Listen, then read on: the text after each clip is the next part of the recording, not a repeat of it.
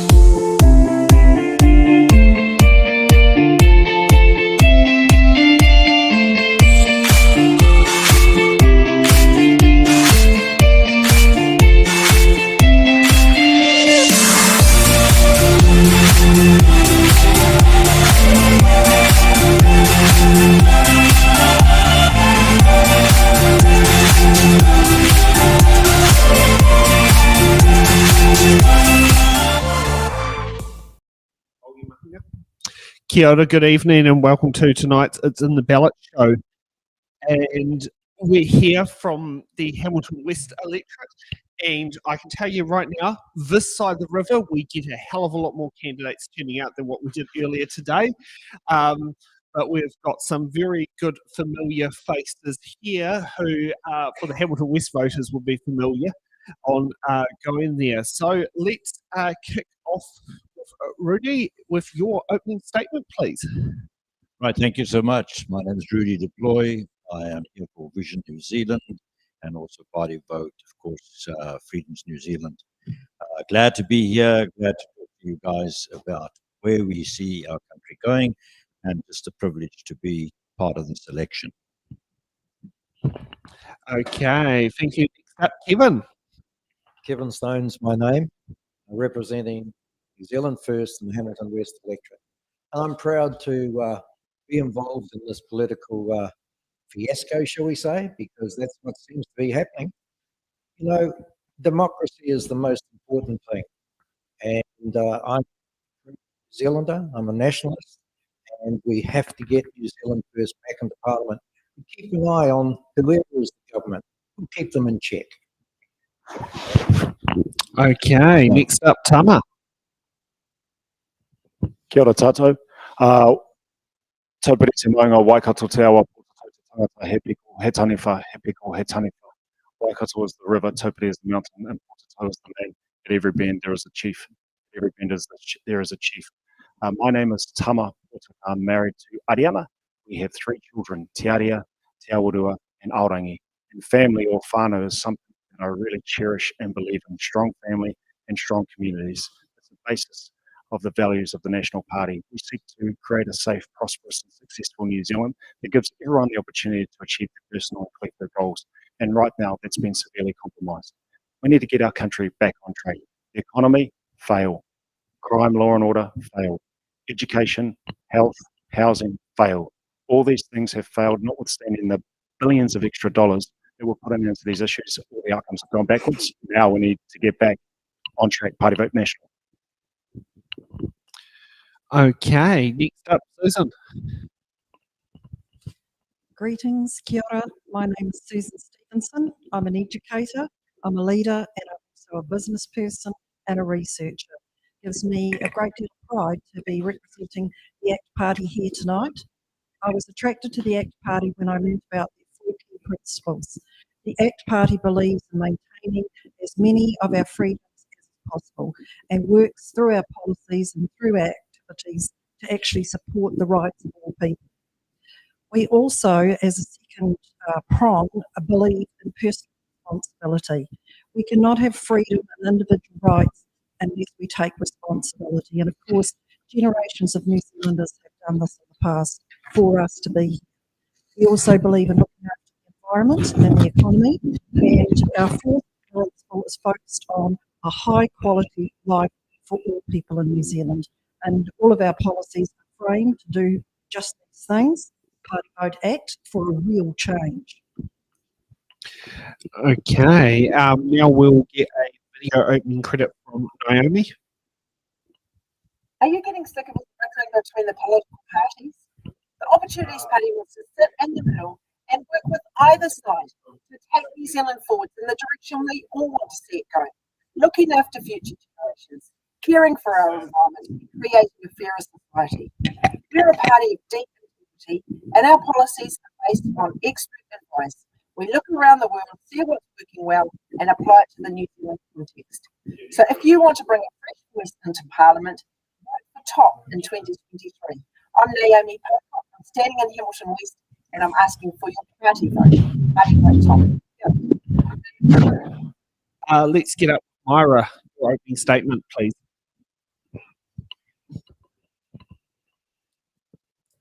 Hello, my name is Myra Williamson. I am standing for Labour in Hamilton West. I am a local. I was born and raised in Hamilton. I went to Forest Lake, Hardwell Intermediate and Fraser High. I used to be a lawyer and a law academic. And I'm standing for Labour because I thoroughly believe in all of the policies that Labour is putting forward. New Zealand has been through a tough time recently, but our economy is in fantastic shape moving forward. We've got record low unemployment, under 4% for 8 quarters, and our inflation is tracking down. I believe in all of the investments that Labour is making in health, education, housing, and infrastructure. I believe that this election is an election about values. Whether you want New Zealand to keep moving forward, you want to reap the benefits of all the investments we have made, or whether you want to take us on a train moving backwards, back to the past, back to rising carbon emissions, back to a lack of investment in public housing, back to 90-day trials in employment, back to being able to kick out renters for no reason. I don't see any reason that we should be taking New Zealand backwards. Please party vote Labour and vote for a local. If you believe in moving forwards. Kia ora. Thank you for that. Yeah, okay, now let's, just a moment. Yep. Okay, let's kick off for the, Electorate map, where we will be bringing up the Hamilton West electorate and giving you a bit of a summary of where things are. Just waiting for that to... Okay, so coming from the bottom of the Hamilton West is mainly on the western side of the Waikato River, but there's also a little snippet near Flagstaff on the northern side of the river. Scrolling down from the south, if we can get into there, I will bring up a similar map so I can actually see what's actually happening on there. Just a moment. This is what happens when a few little things that would have been... So at the moment I can't actually see on the screen what's happening, but we'll get there. Oh, heck. You have to go for about 5 tabs to sit there and get through to what's happening, just so you can actually see what's happening. Okay, so the bottom of the of the electorate, you've got Fitzroy, Glenview, Denwell, Dixon Heights, and you've also got the Waikato Hospital. If we head up towards them, you do have Temple View, which is a little bit of a panhandle out. You've also got suburbs of Frankton, Livingston, Western Heights. Is it Norton? I don't know. Was it Bears Court? Okay, yeah, and we've got St Andrews where we're being filmed right at the moment, and Te Rapara on the north, and on the west there's the northern part of Flagstaff in there, and then you'll head right up until where State Highway 1C heads back towards the Waikato Expressway. So if you're in that area there, you live in the Hamilton West electorate. Now let's get off to the part that I always love sitting there doing for the show, the questions we think you'll be asking after watching tonight's show once we get there. Why is that TV turned off? That's really weird. Okay, as long as the one in front of me still works, that should be the important part. So let's go on there. Question number 1. Is no clause rental termination, if no clause rental terminations and reinstatement in 2026, will tenants have to worry about being evicted for allowing maintaining politicians to keep their bar from the house if the landlord finds out and does not like that politician? Is Te Huia again on threat in 2023 being replaced by a hand-powered jigger as some think it's not being used enough? And here's a big vital one. Is it time to triple the Serious Fraud Office budget to $49 million to match the effort and resources MSD spends on investigating benefit fraud? And quite often, they don't tend to deliver a net return of less than $20 million. So those are the questions we think you'll be asking after watching tonight's show. Okay, now just got to sit down there and get to my get where we're going here today. Okay, so next up is the questions. Have we not managed to get that TV on? No. Oh, what a shame. Oh well. It's all right. If you want to read what it is, just read on the one on the TV screen in front of me. I wonder if it went into auto sleep mode. I mean, known for TVs are known for doing that, and I'm just in the process of typing in the random order list, so we're not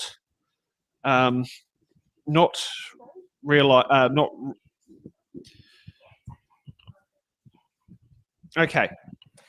So with the questions here, each candidate gets to pick a box number and answer the questions in the boxes. Each candidate has 2 butt-in cards and 1 defer card to another candidate. If a candidate hears another candidate's question that they want to sit there and give an answer for, they can use their button card, and that can and then once that original candidate has finished answering the question, then the person who wants to button can sit there and use it. Be careful with your button cards because you've only got 2 of them, and we've got 28 questions there in the show, and we hopefully might be able to exhaust all of them out. So, Myra, you get to be the first candidate to pick a box number. What box number would you like? Number 11, please. Oh. So let's go for box number 11. So we have B for Bravo. So do you believe that 16-year-olds have maturity to vote? Yes, absolutely. I totally support the bill that has been introduced to Parliament to allow 16-year-olds to vote. So many reasons, but one of the ones is that 16-year-olds are old enough to work and pay taxes. And there's an age-old principle, no taxes without representation. If you're old enough to work and pay taxes, you're old enough to have a say in the political process. The second reason is that young people are 17% of the current population and 100% of the future population. The decisions made today by 80 and 90-year-olds are important, but it's not going to affect them in the long term. 16-year-olds are going to make decisions that are going to affect them for 70, 80, 90 years, depending on how long they live, and they definitely need a voice. Some of our greatest changes have been brought about by youth advocates. The youth are incredibly concerned about climate change, and we should all be concerned about climate change. Youth are leading us in this area. So yes, I am totally in support of 16-year-olds having the right to vote. Thank you, Myra. Next up, Tama. What box number? Yeah. Number 7. We have question S, that is S for Sierra. In the 2019 budget, $1.9 billion was allocated to improving mental health services. To what extent do you consider that this has improved our mental health system and made a difference to our country's well-being? Kia ora tātou, and I wanted to acknowledge all the participants here today.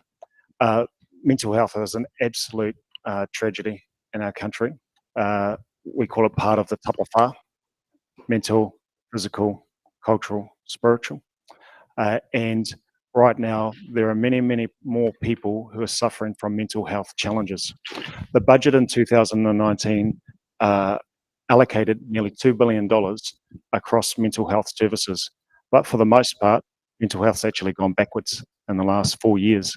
So what we think it shows is that there's not been enough targeted mental health support. And people like Mike King, a very successful practitioner of mental health support, has not been supported very much at all. So what we have proposed to do is set aside some money for Gumboot Friday to enable him to go out and deliver. There have been some efforts to do more in schools, but in our view, things have gone massively backwards. Again, fail block by the Labor government. Okay. We next have up- a button card Oh, yes. for Myra. So I disagree with everything that was just said in terms of Tama's answer, and it's what I would call misinformation from the National Party. Under Labour, more than 1 million mental health sessions have already been delivered through our new Access and Choice program. Number 2, we are interested in targeted mental health support for Rainbow youth. Number 3, fixing mental health infrastructure with a plan to build a new acute mental health and addiction facility.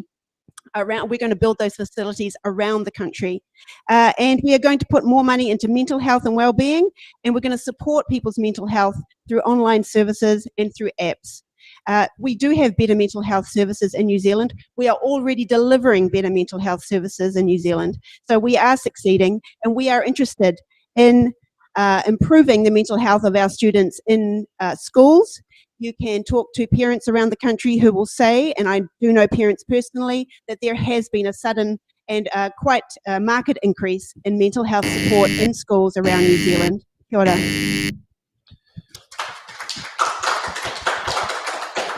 Oh, we've got another button. Susan. It's very interesting, this nearly $2 billion that was assigned as part of the COVID package to support people to recover from what they went through, the terrible divisions that have been created in our society over COVID. The reality is that money was earmarked to give 500,000 people 6 sessions to support their mental health. 2 years after it was awarded, less than 365 people had actually had that service. And ever since then, the government has been looking to move it around to other funds, but not for the purposes for which it was allocated. The ACT Party will actually start a new unit to take tenders from the various incredibly talented community organisations that are doing really effective work in this space, and we will facilitate that money going to the actual people who need it, with the community sponsoring that, as opposed to the government imposing it on who they can. Okay, now Susan, it's your choice for a box number. What box number would you like to pick? Tahi. We have question D for Delta. Will your party review relationships and sexuality education, known as RSE, in primary schools? Yes, this is very interesting. I work for many, many years as a health educator, and I've followed the different curricula that have been developed in New Zealand. The recent curriculum refresh, which has been imposed on schools across the country, has had very poor consultation with the key people that needed to be involved in this.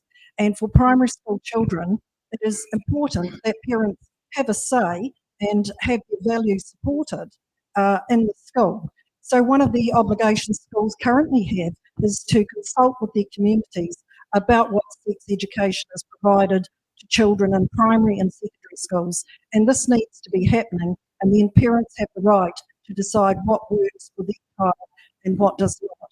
The idea that a state would impose over the values of a family, I think, is something that actually devalues the family, and it's definitely not something that should be supported. The family and the community needs to have the say in these things, not the state. We have 2 button cards. We'll go first with Alex, who is representing Naomi Pocock, because Naomi could not attend tonight. Hi folks, I want to make a few clarifications to what Susan has said. So Susan's described this as sex education. We're not talking about the sex education that you or I would have experienced when we went to school. The program that's being taught in school currently is relationships and sexuality. Nobody is teaching 5-year-olds about the mechanics of having sex and having babies. That's not happening. What is being taught are boundaries, understanding and respecting boundaries, understanding and building the skills for healthy relationships and how relationships work, as well as teaching age-appropriate information to our kids about bodily autonomy. We're not teaching people how to have sex if you're a 5-year-old. We're teaching people that your body is your body and you have the right to your own bodily autonomy. And to add a little twister onto this idea that parents should be teaching this, that they should be teaching everything, we know that the vast majority of sexual abuse happens at the hands of a family member. So at times, it is not safe to rely on parents. We have another We have Rudi, who has butted in on this question as well. I hear the word used, boundaries.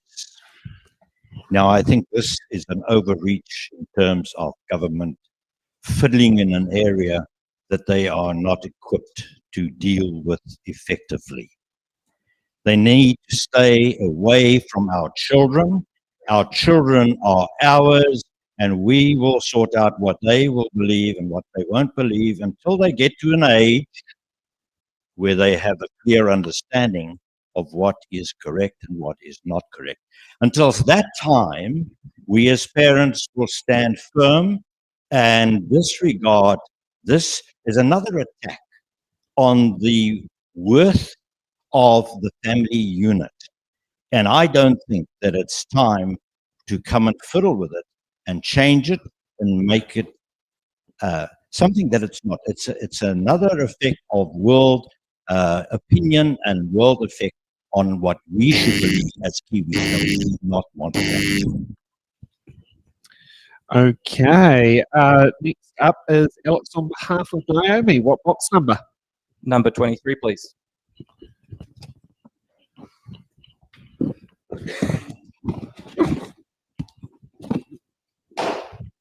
So we have question A for Alpha. Awesome. So the Hang on, stop. A. Yep. Oh, you gonna read yes, it out? sorry, yes, Okay. sorry, yes. Oh, sorry, it didn't. Go. Okay. So, over the past few years, New Zealand has suffered from many forms of division. How would your party reconnect people and heal the divide so we're a united country once again? So I'm channeling my inner Naomi on this. She would do a far better job answering this question than I would. But one of the great things about the Opportunities Party is that social cohesion is one of our top priorities. We're the only party saying that we'll work with anyone, it doesn't matter who you are, red or blue or any other colour, to get solid policy that is effective and that works across the line. Ultimately, the Opportunities Party wants to make a difference and wants to see a difference in the legislation that we introduced. Fundamentally, rhetoric from leadership is huge to the messages that we hear, but what gets picked up in the media and the way that we think as a society. Our local communities aren't actually that divided.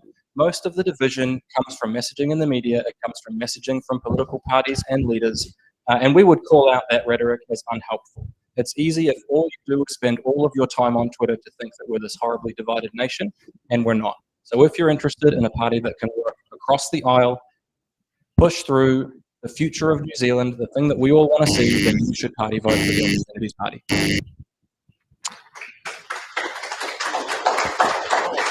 Okay, Rudi, what box number? We'll go for 8. Oh, hold on. We've got a A button on the division issue. Yep. The ACT Party has really serious concerns about the various divisions that have been created in our nation in the last 6 years. The people who create our food, not only for the 5 million New Zealanders, but also for another 35 million people outside of New Zealand, have been demonised. The people who rent flats to people have been demonised and punished with taxes, which have put people's rents up between $130 and $180 a week. In every part of society, people have been set against us, and in one of the most heartbreaking areas in terms of our relationships with our treaty partners. The ACT Party believes that everybody is party to this ongoing contract, and everybody has a right to be part of the discussions and to travel this contract in one direction. I worked with the University of Otago to implement the treaty, and now I see the meanings of that treaty being changed and distorted. Everybody has an opportunity to actually take part in this conversation and to decide the way forward, supporting the rights and the equal value of all people in New Zealand. Okay. Got a box number 8, Rudi. From Rudi. And you have question B. B for Victor. So, in your opinion, how well is the government managing the adverse medical and social impacts of COVID vaccinations? It's one of the reasons why the current government is not going to be back in power again, is the way they conducted themselves in dealing with the COVID pandemic. What is happening to the people that have suffered adverse effects from the COVID vaccine has not been dealt with effectively, because we are still in a phase of blame shifting. It's not him, it's not her, he didn't say, she didn't say, they didn't decide, and so we do not have effective things in place to deal with it. Where I was talking to somebody the other day, and she's got a young son, and he's suffering from myocarditis, and he's submitted his claims. Oh, there you go, Rudi. He's going. And he's suffering from myocarditis, and a claim has been submitted to ACC. Some more shifts in the government now coming, and it's not been done. So don't just believe what you've been fed. It's not true. Okay. We have a button from Kevin. New Zealand First candidate, Kevin Stone. Well, the problem is that New Zealand First has looked at this, although they started off right at the start when it first came in, that there's been many things that have changed. And what New Zealand First is going to do, we're going to have a thorough, independent look at this COVID situation. There's been many things that have been said about it. There's been many politicians that have said from the podium of truth, and it's turned out to be lies. And so that is the reason why New Zealand First is going to have an absolute independent inquiry. And some of these politicians that have been speaking from this podium of truth, they're going to be in a situation that I think they'll be very embarrassed. Okay. And Kevin, you've got the next box number. 23. Is that gone? Yeah. It might have gone. Yes, it has gone. Let's go for 15.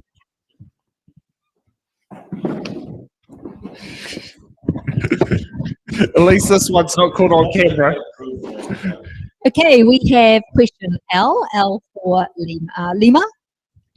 What MP in the current Parliament, but not a party leader, do you admire most and why? That's in the current government or Parliament. That's a very good So you question. you can't admire one of your own. Okay, well, yes, well, New Zealand First isn't there, so I can't nominate them, of course. Who would I admire? Goodness, that's a very, very difficult question. It really is.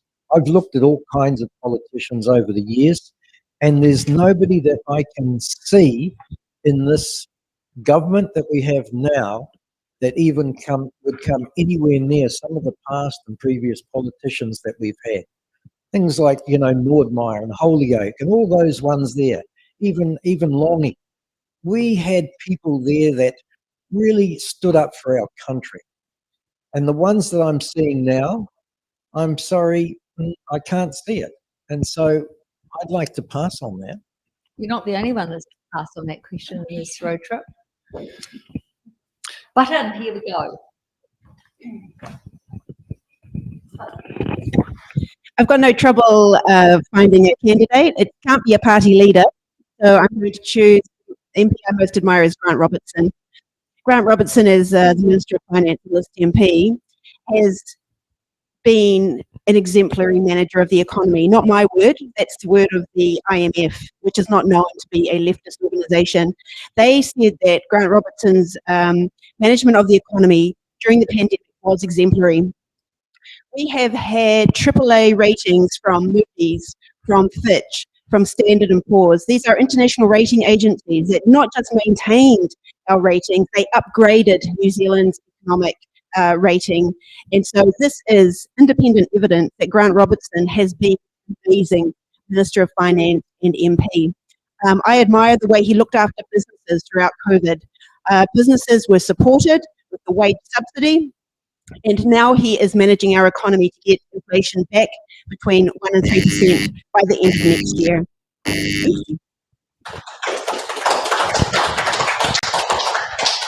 Okay, we'll get on to the next round. And Alex, you get to pick the next box number on behalf of Naomi. Can I please have unlucky number 13? I'm sure it'll be lucky for you. It was last time. And we have question K for kilo. In your opinion, what do you think will be the main issue that will decide this election? Yeah, it's a good question. So answering for Naomi here, I'm really inspired by the youth vote. I think the youth vote is going to be the single biggest factor that perhaps we haven't taken into account. Youth represent 30% of the voting population. If we can give them hope that their vote will count for something, if we can give them hope that they can make a difference, there is meaning in them getting out on voting day and doing the needful, we can have a very different country overnight. The Opportunities Party is doing that. We're trying to inspire the youth with policies like the Teal Card that cater for their health, for their mental well-being, for their dental well-being, free transport, the works. Our future generations' outlook and our willingness to work with either side to get that policy across the line are the things that we think will mobilize youth and dramatically change the voting environment overnight, because we believe that youth are the future. We want to be talking about going forward. We want to be talking about youth in the future rather than talking about going backwards. So that's why Youth Party vote for the Opportunities Party. Okay, next up, Kevin. What box number? Let's go into number 9, please. We have question AB, Alpha Bravo AB. To what extent do you consider that public transport policies are incentives to support the use of public transport while also reducing climate change impacts? Okay. Public transport really needs to be of a good standard. Unfortunately, we don't have that here in New Zealand. And what seems to be going against the public transport is all the cycle lanes and all the cones that we're having here. You know, they're disrupting the flow of traffic. It's all it's doing. We're all complaining now of all the cones there and the slowing down of traffic. What's it going to be like in 5 years' time? You know, and climate change. You know, it's one of those things, climate change. Now, I'm not a disbeliever of climate change, but the thing is, it depends where you start those stats. We're doing about 200 years. That's all we're about doing. Climate change is cyclical. It's been going on for thousands of years. Thousands of years. And yet we've based everything on the last 200 years.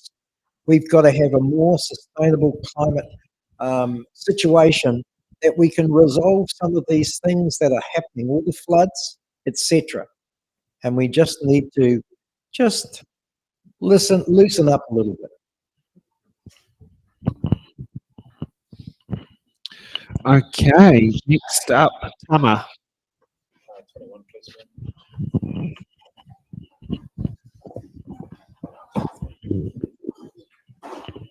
Okay, we have question N for November.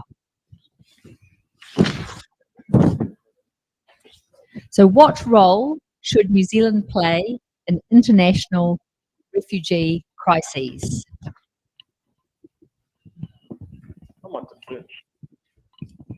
Very Which able. candidate would you like to Yeah, defer it yeah, to? Where that you can actually look over at that screen over there. do I defer to someone? Yes. Oh, why don't I defer? You can defer it to somebody. Sorry. You can defer too, Rudi. Okay, so we've got a question referred to Rudi, is that correct? Yes. Okay. So which one is that we're doing? Look at the screen down there. What role should New Zealand play in international refugee crises?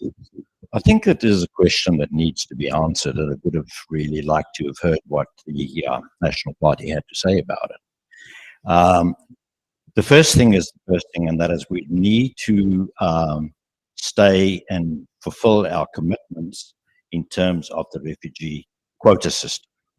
We can't just walk away from it and pretend it's not there. It's not part of what we're doing.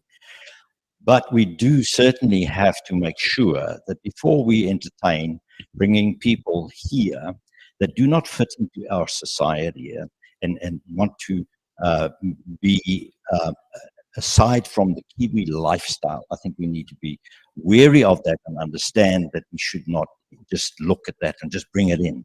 So it needs to be looked at, and I think we should grade countries. There's a lot of trouble all across the world, and we need to just be very careful of who we bring. Do they fit into? Will they become Kiwis? And can we utilize their abilities and capacities to make our country better and stronger? Okay, next up, Susan, what box number?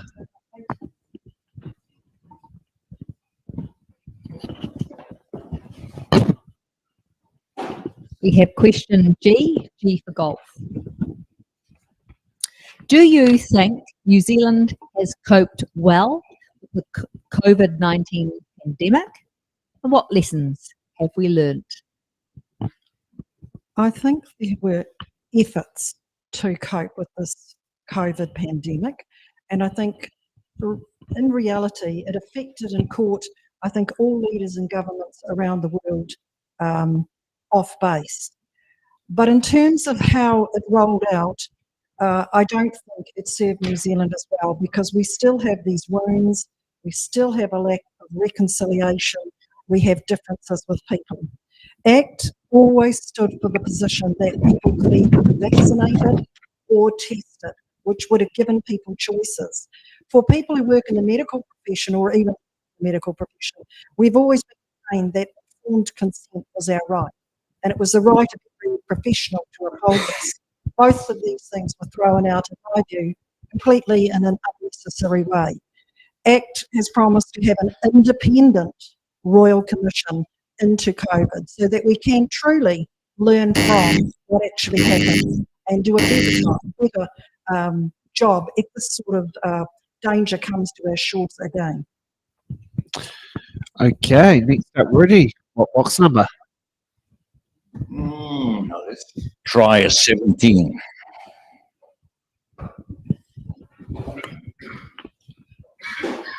We have question F for Foxtrot. Current information from overseas indicates that vaping is not a healthier alternative to smoking. Children of primary school age are becoming addicted. What is your party's plan to address this health concern?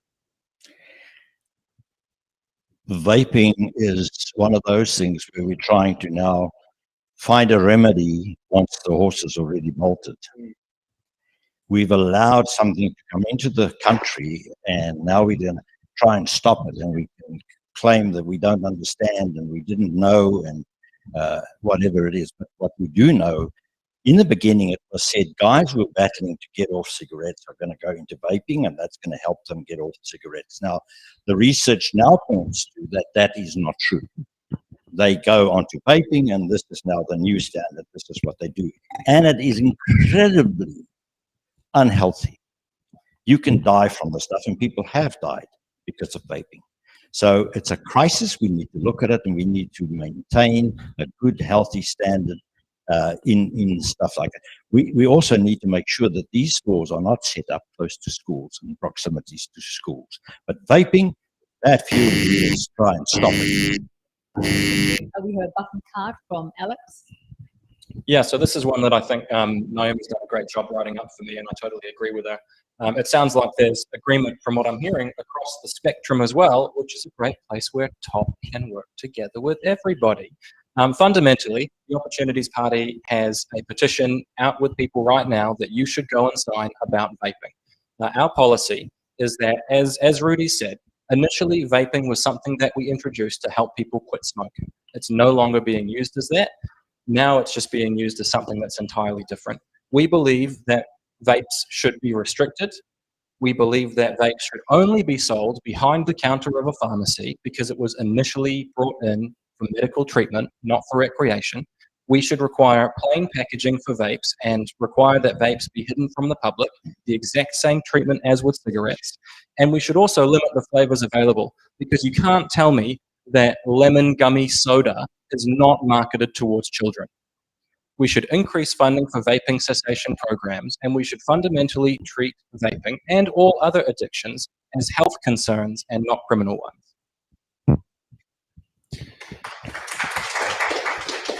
Thank you. Okay, Myra, what box number?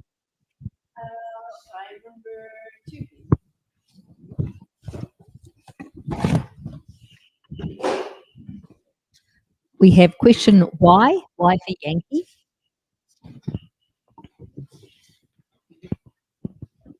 Here we are. My fiance and I are concerned that we will never be able to afford a property in the electorate where we grew up.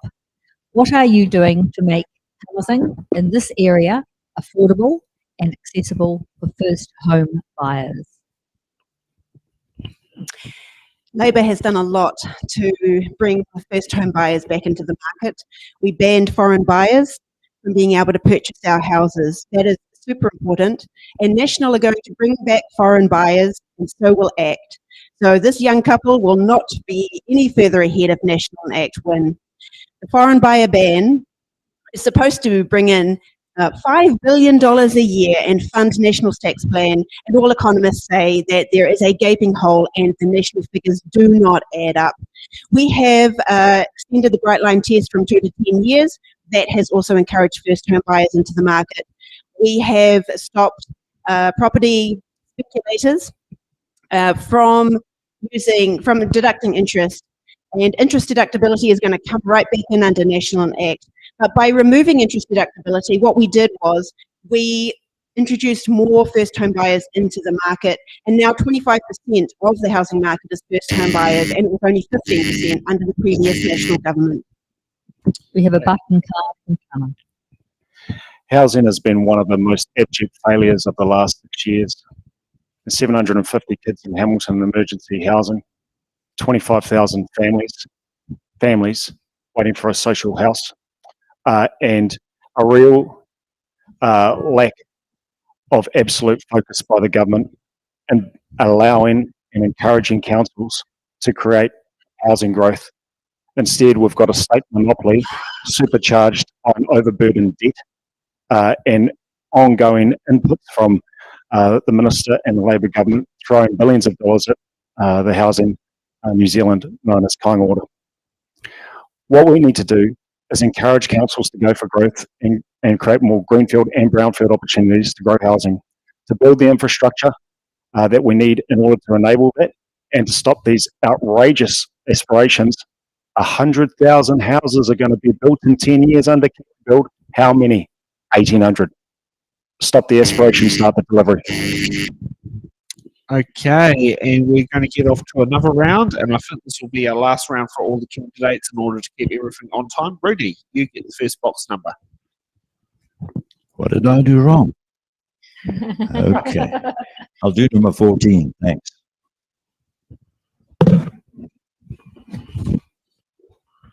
We have question J for Juliet.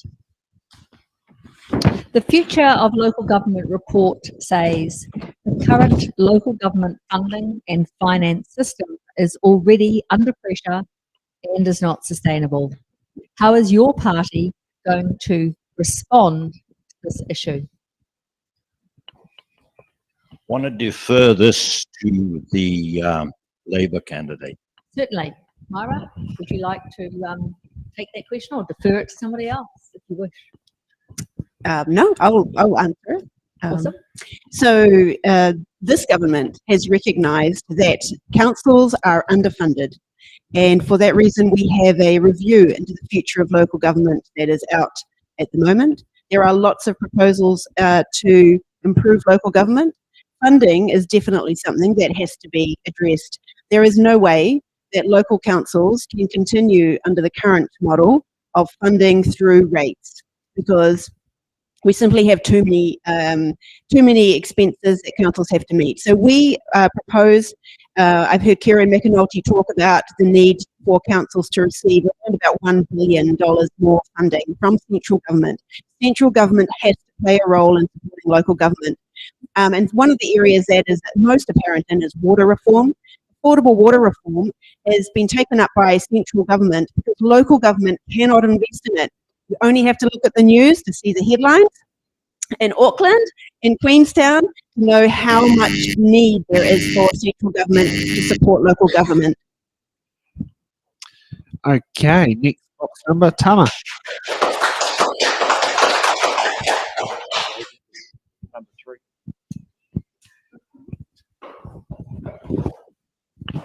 We have question H, hotel.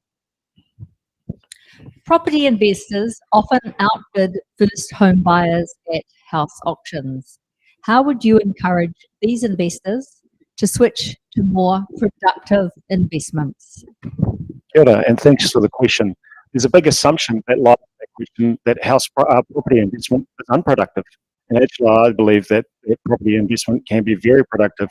Not only do you enable people to have homes that would not have ordinarily had homes, for example, through rental properties, but you also enable cities to grow. One of the challenges that the current government and also councils have had over time is creating more greenfield and brownfield opportunities to go for housing growth, and also put in the infrastructure required in order to enable that growth. What the National Party is prepared to do is to support councils to rezone for 30 years out, so you can influence the land prices, where the biggest challenge for home affordability actually lies in the land prices. We will also support, for example, in Hamilton West, some major roading infrastructure to be put in place, such as the Southern Links and the Cambridge to Piarere 4-laning. There are other policies that we have in place that will enable better housing and enable more housing for first-time buyers. Okay, next up, Myra. What box number? Number 10, please.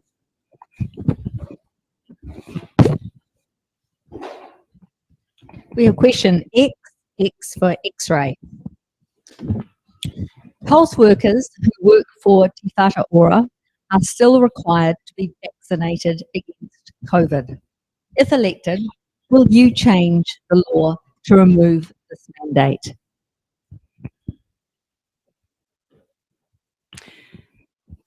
I do not believe that Labor has a plan to change the vaccine mandate. As far as I know, having health workers vaccinated against COVID has protected vulnerable patients in hospitals. My mum and dad were in their 80s and 90s and were in hospital. They were protected by all the healthcare workers who were vaccinated against COVID. So I don't think there is any need or any reason to remove the vaccine mandate. There are new strains of COVID coming into the country regularly.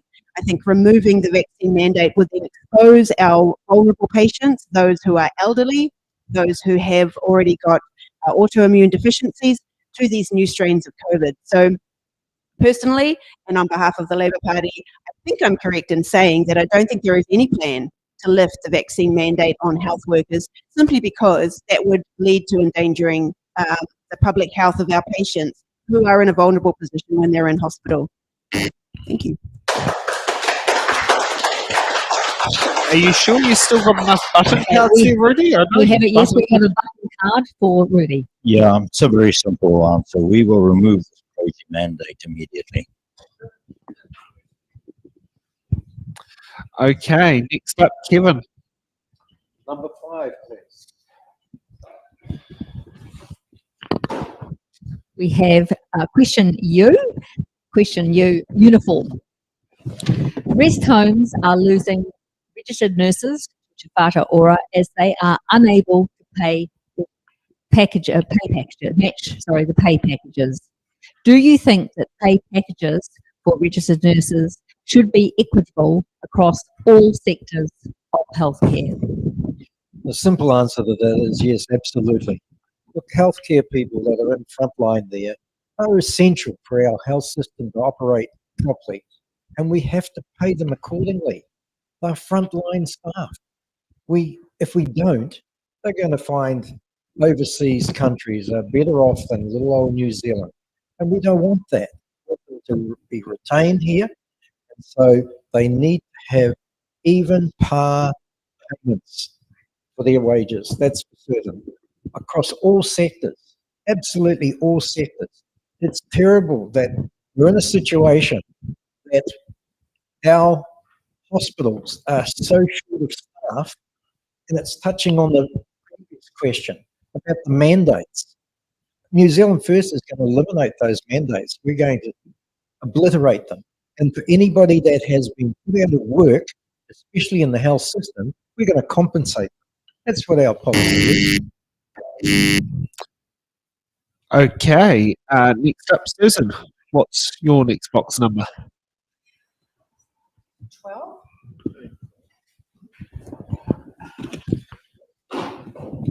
We have question Z for Zulu. Does your party believe that there should be a policy on the location of alternative energy sources such as solar farms near urban areas? The ACT Party believes that our energy needs to be really thought through, and we need long-term planning as opposed to the kind of reactive things that have been going on in the lolly scramble that is their election. We've heard a lot about being green. It's interesting, my husband works at Genesis Energy, and this government has burned more of the cheapest, dirtiest Indonesian coal than any other government in the history of all time. So, do we need to do something about solar, more green energy? Absolutely we do. And we need to make it evidence-based. No more reactive jobs for boys. We need to do a thorough job of researching the options, using the latest technology and getting the best answers. Because as I said, looking after the environment is one of the principles that the ACT Party supports. Oh, we have a button. Kevin. Thank you, Kevin. Energy.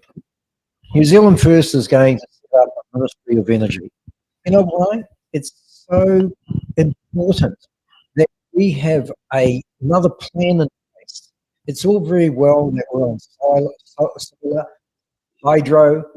We need to have a Ministry of Energy that is going to delve into our energy consumption. Imagine that, okay, there's going to be a supposed war with China, Ukraine, Russia, all coming down to the South Pacific region. Now that conjures up something that is very, very important. We've got rid of Marsden Point. We're not sustainable now. And so you imagine if there was a major problem within our blue waters, shall we say, in the South Pacific region. What are we going to be reliant on? We only need an earthquake to get rid of a hydro dam. Everybody's going on about climate change. What if there's no wind? What are we going to do for our energy? We're so reliant on power.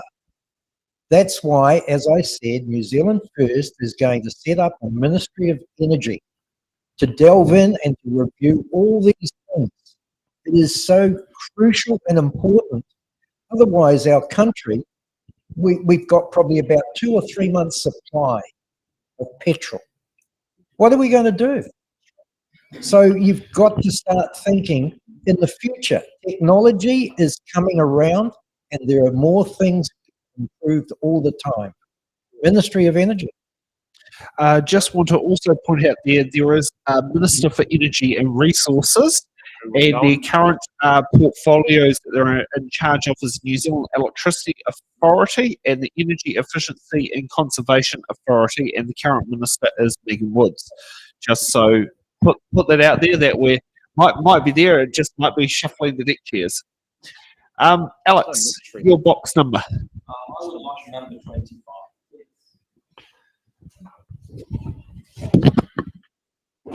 We have question T. Would your party advocate for introducing a sugar drinks tax to help combat obesity, dental decay, type 2 diabetes, heart disease, and other chronic medical conditions? Yeah, the short answer is yes. So it's the policy of the Opportunities Party, who you should obviously vote for. We want to tax junk food, including sugar, and subsidise healthy food. It's important to note we don't want to subsidise healthy food by taking the GST off fresh fruit and vegetables because that administratively costs the government more than the revenue that it would raise, and the supermarkets are going to pocket the difference anyway, so it's all a bit pointless. Instead, what we would like to do, we'd like to improve the 5-star rating system that's currently used on food. We'd like to improve that, apply that to all foods, and reap the reward from that. What you essentially see overseas when you do that is you either see people consuming less sugar, i.e. making better health choices for themselves, or you actually see manufacturers reducing the sugar content of their food to avoid being slapped with that sugar tax. And so either way, from both the market side and the individual behavior and incentive side, you have better health outcomes, but you still give people the choice. If I still want to buy my Mars bar, I can, because I just really love Mars bars. Vote for the Opportunities Party. About the deep fried ones. Okay, thank you, candidates, for answering those questions. We're going to take a break now, and we'll see you back in 10 minutes' time for hard-hitting questions. Can I just ask very quickly, did before all you the disappear? button cards get used? Oh, you didn't use all of them. Thank you. The first part, Okay, thanks, Rachel. Okay.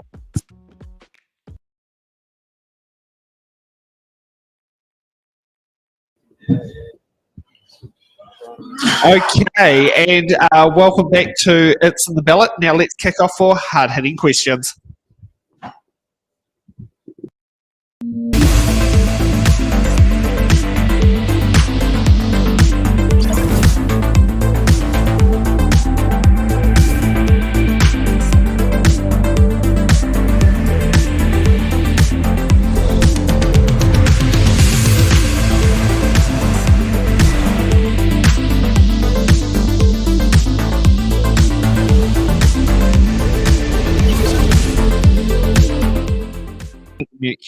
Okay, so for those who are wondering what's with hard-hitting questions are the questions that we ask all candidates on what the pursuits are. You cannot use your button cards, you cannot use your preferred cards because everyone's answering it.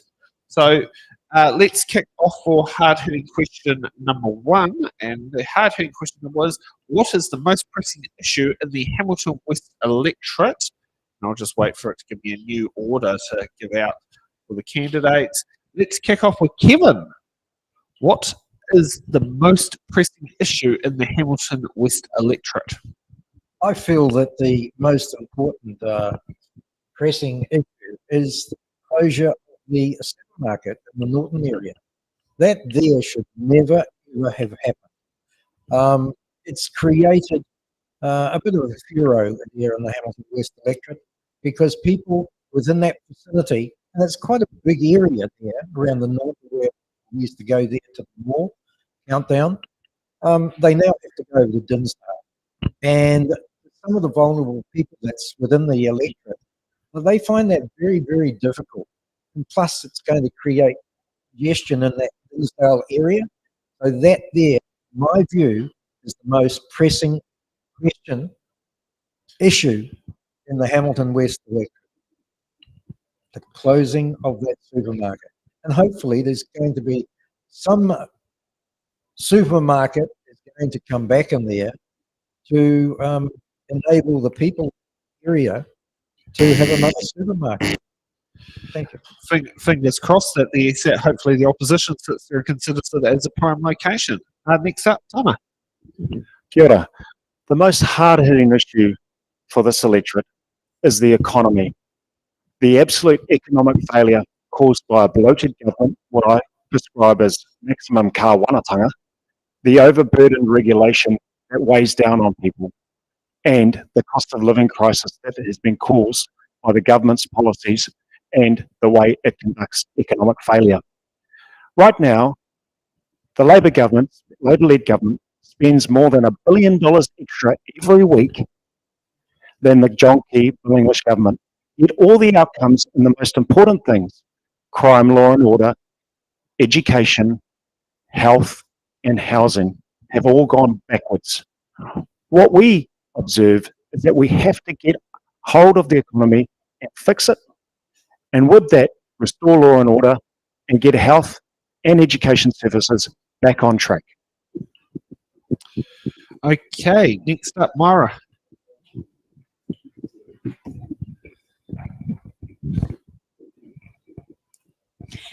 The most important issue in my electorate of Hamilton West is housing. And this government has built 13,000 state houses across the country, which is more than any government since the 1950s. And if National had been building state houses at the rate we are building them, then there would not be a housing crisis and there would not be people in emergency motels today. So the emergency motel system started under National, and we continued it because it's better than having people in cars. We inherited a housing problem, which we are solving by building our way out of it. I made an official information request of Kāinga Order, and I found that under the 6 years of the Labor government, we have built 766 houses across Hamilton, whereas under 9 years of National, they only managed to build 448. So we have been building state houses at 2.5 times the rate of National in Hamilton West, and we are solving our electorate's most pressing issues. Kia ora.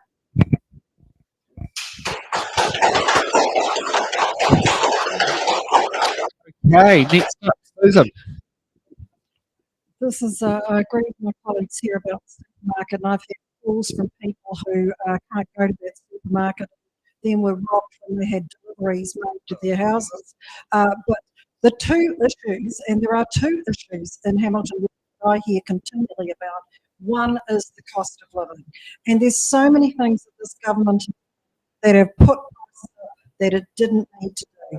So, for example, stopping the interest deductibility on rentals, and which immediately put up people's rents, $130 to $180 a week.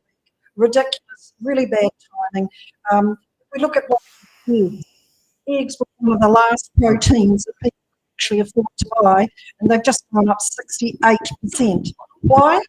Because the government just had to change to free-range eggs right now. Now, any look at the economy would have told you this wasn't really smart, but now we've got people who are struggling, I think, to get good nutrition. The other factor that I think about every day is crime. Everybody in this area is a victim of crime. And I look across the road at 4 businesses that have all shut up and gone because of ram raids. So crime is affecting everyone, but especially the poor. Okay, Rudi. Yeah, I think the biggest issue we have really is the crime. I think the ram raids are disappointing. It's indicative of the youth that has lost their moral compass. It's indicative of what goes on in their households and why they do it. I know somebody who's questioned some of these youngsters as young as 10 years old. Why do you do it? And the answer was for the rush. It's not to get, the money or anything. It's the rush. Why? Because they don't have proper parental care. And I think that's a massive problem in terms of where we are. I went to a store that was ram raided, and I get there and they're all behind barbed wire. And the husband's not there, and the lady is tending, and she's got a little baby in her arms. And I think, listen, guys, It's disgusting to think that our nation has come to this point. And I think the banning of importation of automatic vehicles may go a long way to help that issue, considering from what I've heard from various different police officers, the cars that always tend to be in use tend to be predominantly known to only have automatic only models. Which, you know, and I myself does have a millennial anti-theft mechanism in my car known as a clutch. Okay, and was it up last, Alex, on behalf of Naomi? All right, so bear with me again. I am channeling my inner Naomi. It's a wonderful process. So the most pressing issue that Naomi highlights for the Hamilton West electorate, it is twofold. It's the cost of living, which is largely driven by the cost of housing, rents and mortgages. You've got people going to university, you've got young families who are trying to buy their first home, and you've got people who are more established in life who are wondering, how are my kids, how are my grandkids ever going to be able to buy a house where they grew up? So we've got to address that. The Opportunities Party has many policies around the cost of housing, too many for me to go into today, but a couple of the big ticket items, or the main one is the land value tax, so you can go and look that one up later, I'm sure you will. The other shout out here is that Naomi's PhD was actually about community, concepts of home and belongingness and how we create that sense. I think that's something that's been missing in our communities for a long time, is an actual sense of community. We feel very isolated. You don't know your neighbours like you used to. You can't turf your kids out to the cul-de-sac and they'll turn up 6 or 7 hours late for dinner anymore. That's not the world we live in, and that's a shame. That's a massive issue for Hamilton West. Thank you, candidates. Okay, let's go on to hard-hitting question number 2. Central government increasingly communicates with citizens via emails and text messages. Therefore, non-computer literate visit libraries for assistance. Changes to central government practices and legislation impacts local communities which councils are expected to deliver without funding. Do you believe that central government should form partnerships with councils to deliver central government services? If so, how should this partnership be funded? And let's kick off with Alex on behalf of Naomi. Thank you. So the Opportunity Party's got good policy in this area. One of our key values is around decentralisation. We believe that the best people to make decisions about the communities are the people who are closest to those communities.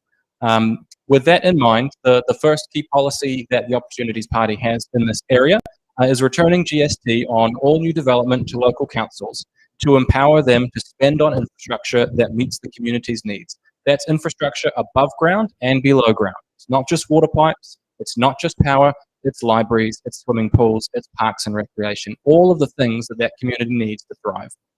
Secondly, the Opportunities Party wants to empower communities to meet their needs by putting funding where it's needed rather than where bureaucracy feels that it should go. And additionally, this is a place where we as politicians can innovate. We can create new mechanisms to consult communities on big decisions, things like citizen assemblies, things like more detailed petitions and increasing community outreach. We want decisions to be made by communities for communities rather than by central government. Okay, next up, Susan. It's absolutely critical that people, whether they're at national government or local government, learn one very, very important lesson, and that is you need to stay within your budget. If you talk to pensioners within Hamilton West about what the rate rises are doing to them or to local businesses, you'll see that this constant over expenditure is not acceptable. I noticed last week that Hamilton City Council was running a fundraising thrifty shop.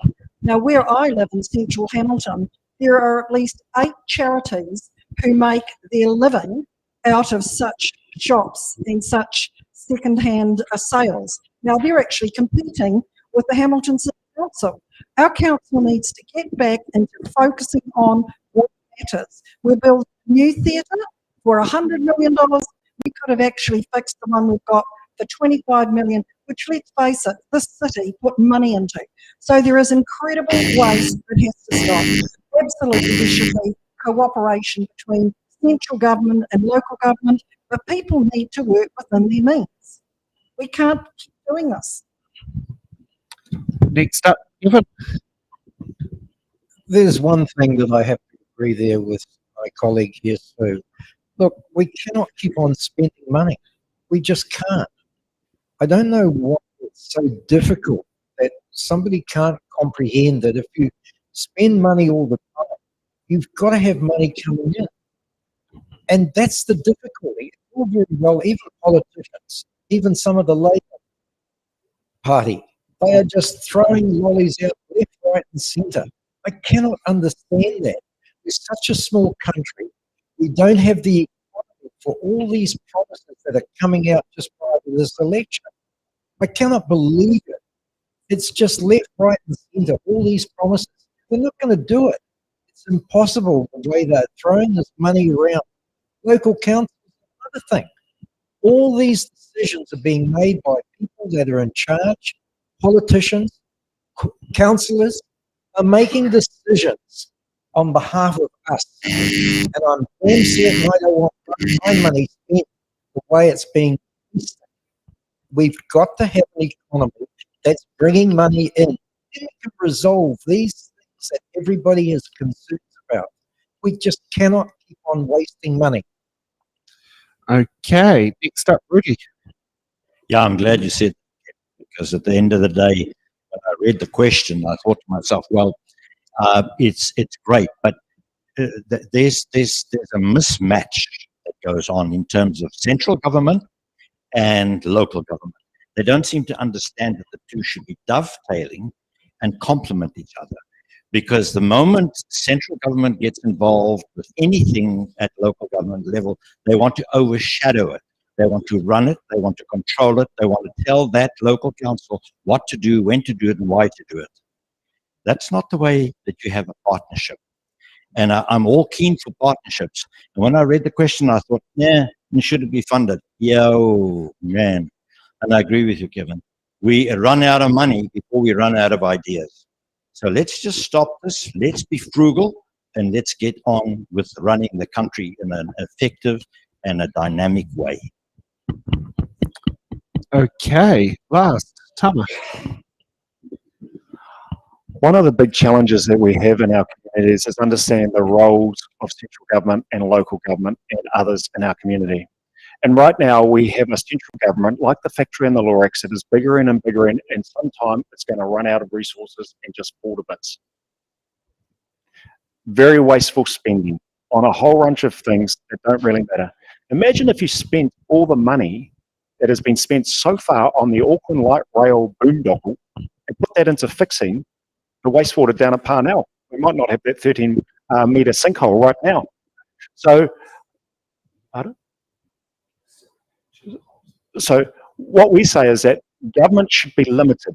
We believe in localism, but local councils also have to be responsible. We have announced some projects where we will partner with Hamilton City Council, such as the Southern Links project linking Kahiki Drive with Tamahere.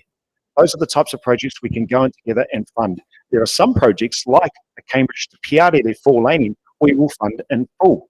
But what is a failure, what is an absolute recipe for failure is thinking that you can do everything for everybody using someone else's money. That is Santa Claus type philosophy, and that's what this current government believes in. Thank you for that. Okay, now let's get to my favourite part of the show. If elected, what will be your first members' bill that you're putting in the biscuit tin?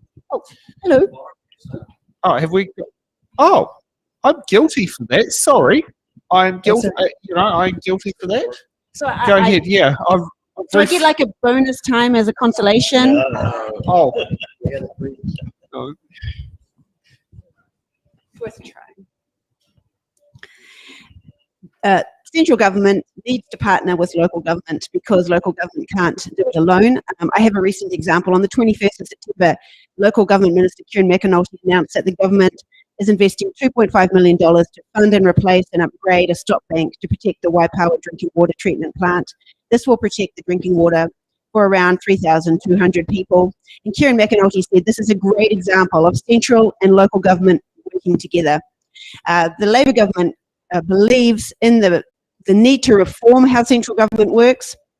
I would direct any voter who's interested in local government to have a look at the Future of Local Government report. There are lots of great recommendations in there. And a lot of those changes, if they are implemented, will strengthen the partnership between local and central government. This government has already partnered with the Hamilton City Council on a range of issues. I've visited some of them, including Zeal in Ward Street, where central government has given funding so that local government entities can support the local community, have youth initiatives and so forth. Central government is also thinking that we need to have a new funding model, and that at least $1 billion needs to go back from central government to local government. Thank you. And apologies on that one. I realised I hit refresh on the page before I've actually got to the bottom of the list. That's how that mistake occurred. Okay, back to the fun part of what I was mentioning before, my favourite section of the show, where if elected, what will be the first members' bill that you'll put into the biscuit tin? So any member of parliament who isn't a minister can put in a member's bill, and it goes into it, and numbers get drawn out every time they start a member sitting. And if a member's bill gets out, that gets added to the order paper, and they participate on Members' Day, which is every second Wednesday on a sitting fortnight. It's a very weird, convoluted way. Look at the parliamentary website; it's the easiest way to find out. And as long as the House don't get an urgency, Members' Day goes ahead. First up, Tama, you have 2 minutes on what would be your first member's bill that you would put into the biscuit tin. It's absolutely important for us to have resource management legislation that both enables development and the creation of multiple infrastructure touch points, as well as housing, as well as protecting the environment. More recently, we've had a trilogy of absolutely unreasonable new resource management legislation acts put into place, like the Natural Built Environment Act. This legislation absolutely moves the dial all towards some Mickey Mouse, Minnie Mouse creation of ideas and ideologies to drive resource management decision making. For example, the key principle of the Natural Built Environment Act is te oranga o te taio, and I've described it in Parliament as akin to putting a pounamu mato on a white horse. What does that mean? Te oranga o te taio is a new concept in Māori communities, so how it is actually interpreted by most people in councils and throughout New Zealand would be absolutely astonishing. It talks about things like mana and kawa and tikanga, and I'm asking the minister who fronted and sponsored this piece of legislation, Minister David Parker, he was absolutely at odds end to describe and define what those terms mean. The resource management legislation enables councils and others to move things like housing forward, move things like roading forward, move things like building key infrastructure like schools and other things forward. Instead, we've got a mishmash of maze-like pieces of provisions in this legislation that will actually take things backwards. What we are saying, and what I am saying, is if I had the chance to put a bill into the biscuit tin and that bill would be drawn, it would be a bill to repeal all the resource management legislation that has been passed under urgency without relevant analysis by the people of New Zealand. Kia ora.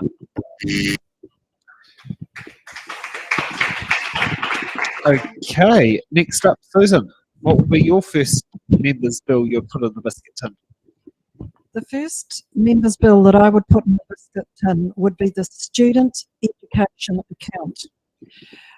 As someone moves through their life, the New Zealand government spends about $250,000 on that person's education, from early childhood to the end of tertiary or higher education. At the moment, where that money goes, what schools or centres they can attend, is controlled by government. We believe that people and children are different and that they should have the right to choose where they go for their education and choose and spend that money as they wish. It could be held in an entity of public trust and then used as the people saw fit through their lifetime. We believe one of the amazing things about this, not only does it give people choice, but it would also remove the crippling levels of debt that people in our tertiary and higher education systems now owe to government, which delay them getting homes, delay them starting families, and so many other things. It would allow to pursue international opportunities, develop talents, and truly provide education that meets the needs of those people on an individual basis. There's one other bill that I would put my heart and soul behind, and that is a bill that's being drawn up by Karen Chua. Karen Chua is one of our MPs who spent much of her life going through foster homes, and she has produced a bill that will ensure independent oversight of the activities of Oranga Tamariki. The way children are treated in this country under OT is something we should all be deeply ashamed of. 70% of those children end up in prisons, and currently this government is fighting those seeking compensation for all of the things that they have suffered. I believe not only do we need this oversight, but we also need Karen's proposal to set a social worker beside each one of those children who looks after and ensures they get care and protection and not move from person to person so that what's happening is just hidden. Okay, now we're going to try to play a video for Naomi's first members bill. Stacey, fire it away. The policy that I would implement if I were elected to Parliament is the universal basic income. It's a policy that is forward-thinking and intergenerational. It's supported equally by left and right-wing thinkers, but for very different reasons. It lifts the burden of minimum wages off businesses, and it eradicates poverty and the welfare trap. It incentivises work because you don't lose your money when you go to work. It also significantly reduces bureaucracy and frees up social workers to actually do their job of supporting our most vulnerable citizens, rather than administering their job of figuring out all the multiple benefit types. It gives freedom and choice to people, and it works. There have been multiple trials all around the world, and there is plenty of evidence of the benefits of a universal basic income. The longest trial has been in Alaska since the 1970s. And so the Opportunities Party believe that a universal basic income is inevitable. It's just a matter of time. We are proposing $1,375 per month per adult aged 18 to 65, no questions asked, forever. It's like superannuation for everyone. And we have shown both how we will implement it and how we'll pay for it. The Opportunities Party is a party that is socially and environmentally responsible, but also fiscally sound. Every policy we put out, we show how we'll pay for it. We're also showing how we'll implement it, and so we're starting with a tax-free threshold of $1,500. So that means your first $1,500 earned for everyone is tax-free. That benefits everyone, but particularly those at the lower end of the earning scale. So we're asking for you to party vote top, to bring a fresh voice and fresh ideas into Parliament. I'm Naomi Pocock, and I'm standing in the Hamilton West Electorate, and we're asking for your party vote in 2023. Kia ora.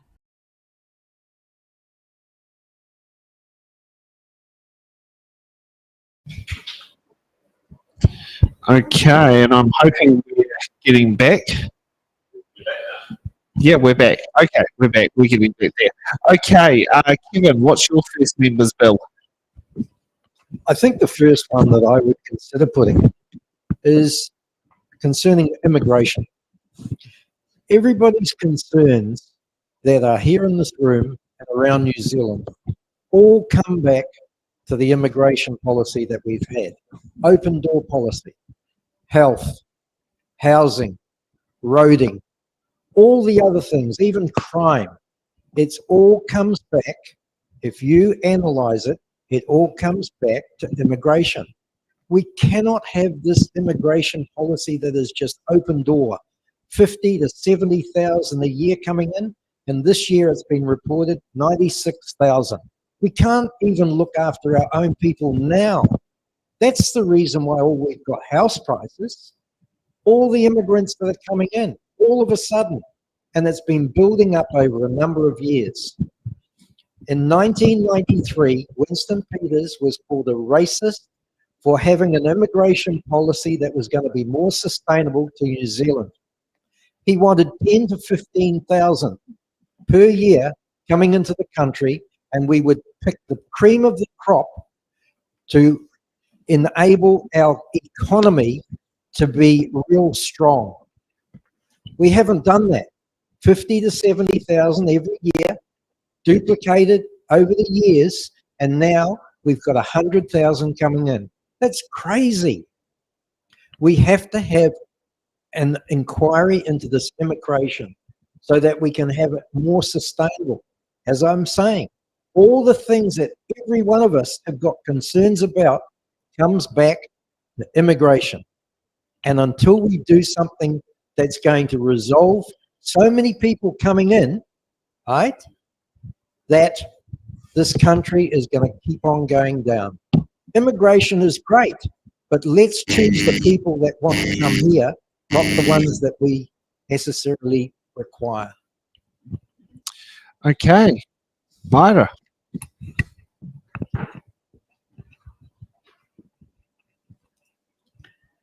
If you're still tuning in, congratulations, it's been a super long session. If I become an MP, the very first bill that I'll put in the biscuit tin will be the Regulation of Property Management Bill. We need a law to regulate property managers. About 1 in 4 households in New Zealand rent. We have around about 1.4 million renters in New Zealand. But property managers are out there conducting their business with zero regulation. And I would like to change that. As a person who has rented most of my life, I am personally affected by poor property management practices, and I have a lot of horror stories to tell you. If I had more than 2 minutes, I would share deeply. But we know that lots of professions, lawyers, builders, accountants, architects are all regulated, and property managers are not. What we need is a bill to regulate their conduct, to stop them from conducting 3 monthly inspections of perfectly well kept properties. Property inspections are invasive and time-consuming. My most recent property inspection, the property manager took 104 photos and then complained that she had not had enough time to do a thorough search of my property. And I kid you not, I have that in writing. I have so many issues with property managers, and they have so much power over renters' lives, and they just need regulation. They need a code of practice. They need training. There need to be rules and regulations around the kind of knowledge that property managers should be able to demonstrate before they are let loose on renters. They have the power of somebody's house in their hands. They can recommend to an owner that somebody be evicted or not. With all of that power in someone's hands, they need regulation. At the very least, they need a minimum qualification to be able to take up the role of a property manager. We should have a qualification, a professional body, a code of ethics, and that will lead to a better situation for both renters and for the property owners. And I'm going to stop because my time's up. So thank you very much. It sounds like your property manager doesn't treat you as a customer, which I have noticed there a lot depending on the property management firms you deal with. Some treat their tenants like customers, other than treat them like gum on their shoes, and they need to sit there and try and teach them a lesson. Okay, Rudi, your first member's bill. Right. It's important to start off with why I am with Freedoms New Zealand. When we had the pandemic, I realized that we have a nation and we have a people that were groaning under the fact that their freedoms were eroded. We had people lose their jobs who were good workers, but just because they didn't want to conform, were taken out of the job. And I realized that the main thing that we had lost as Kiwis was our freedoms. You know, this is the sort of stuff that we have great Kiwis like Edmund Hillary that stood out. And here we have, as a Kiwi nation, have our freedoms taken away from us. The Bill of Rights suddenly wasn't important anymore. We had to actually take government to court to query, and the Bill of Rights should now be enshrined. So one of the first things that I'd like to do is stop the interference from external forces that tries to make us do what the world wants us to do. We're putting the world on notice. No, we're Kiwis. We will do what we want to do and what we feel is essential, and that's what we're going to do. So my first member's bill is going to limit the effect of the World Health Organization on our nation, the World Economic Forum on our nation, and under every black rock, you're going to find a politician, and we're going to stop that, and we're going to relinquish and certainly put into place the start of withdrawing from United Nations. We can save a lot of money that way as well. I'm glad I see frowns, high, whatever, but we'll go with high fives. Vote, party vote, Freedom's New Zealand. Okay, that's a very interesting one on the card. So now let's get over to closing statements, and we'll get Naomi's closing statement on there. For her opening statement, we're going to post it on Facebook due to the fact that it did not play properly earlier. So let's kick off Naomi's video closing statement. Sorry I couldn't be here today. I really would have liked to come along and connect with you all.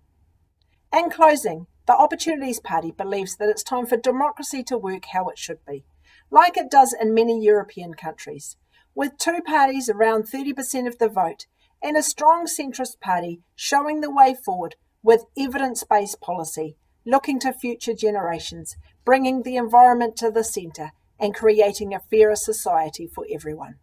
So in 2023, we're asking you to party vote top and bring that fresh voice into Parliament. Kia ora.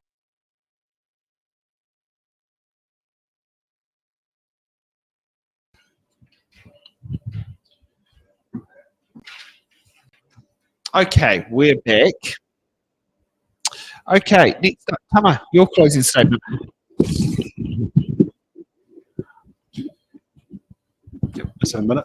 Yes, 1 minute. I am. Kia ora tātou. I'm in Parliament to be part of a team to make a difference for the lives of all Kiwis, including those in Hamilton West and the various Māori communities that I'm a part of. When I talk with the people of Hamilton West, I'm confronted with the cold, hard reality of the cost of living crisis and economic failure that a bloated, over-regulated government has created for many communities. On the other side, I see significant waste. I see the commitment of hundreds of millions and nearly billions of dollars to projects that are absolute boondoggles, like Lake Onslow, like the Auckland Light Rail, like many others which have been proposed. We need to stop the rampant crime.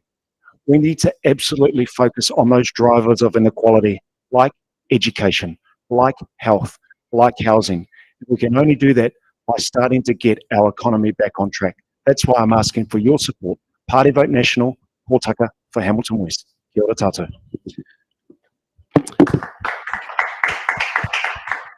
Okay, next up, Rudi, your closing statements. Our closing statement is as follows.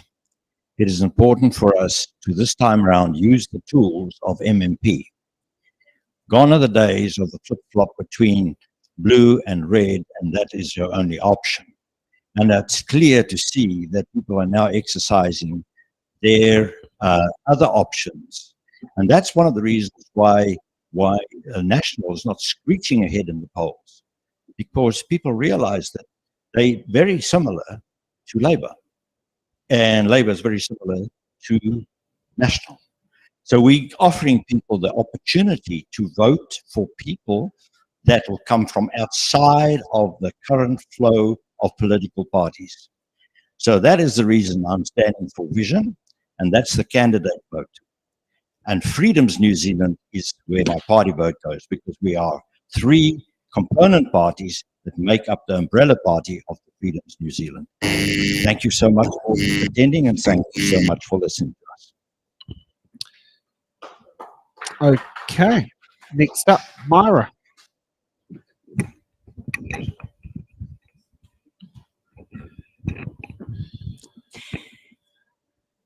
I would like Labour to win this election so that New Zealand can keep moving forward. We have been through some tough times, and this government has protected people and protected businesses through COVID, and you can trust this government to keep New Zealand moving forward. All the indicators are moving in the right direction. Inflation is going to be down between 1 and 3% by the end of next year. We have record low unemployment, 8 quarters under 4%. We are going to be back in surplus in 2027. More than anything else, we have a fully costed, transparent fiscal policy. National will not show you the numbers of how they are going to pay for their tax cuts. They've been asked time and time again, and they will not show you the numbers. Are you really willing to vote for somebody who tells you, I'm confident, I'm very confident, I'm rock solid, but he won't show you the numbers. He won't show you how he's going to pay for his tax cuts because he doesn't think you need to see the numbers. Kia ora.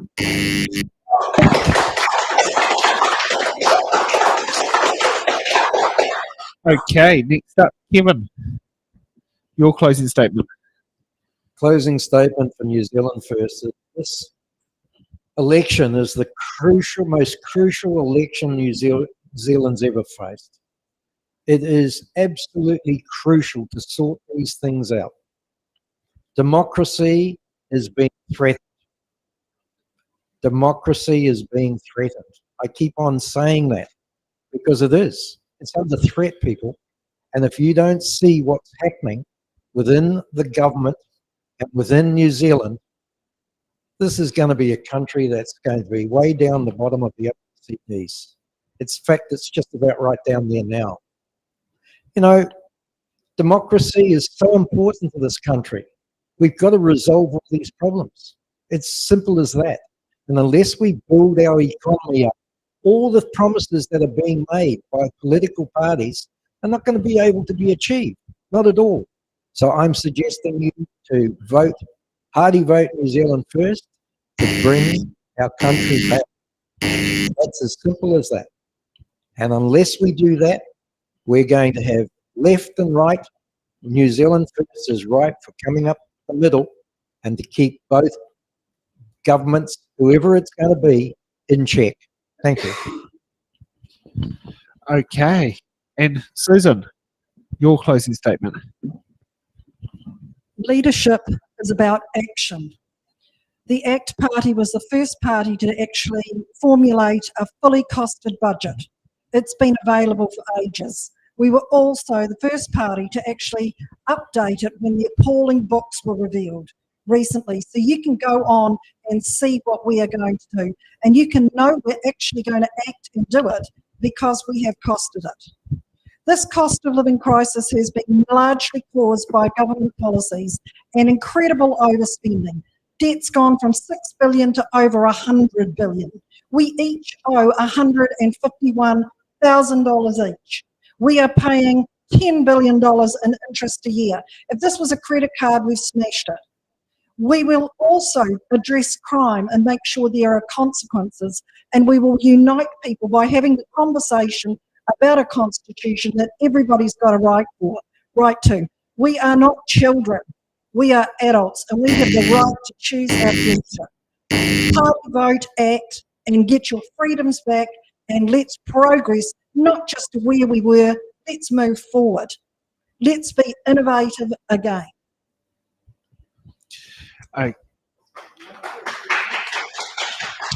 Thank you. And thank you for all the candidates here coming tonight and coming all the way out here. And thank you for making us very welcome again in the Hamilton community. And we also like to thank All Saints Community Church, who has let us use the same venue again to do the Ballot show. We appreciate with all past relationships to keep them going. And this is another one we're very happy with.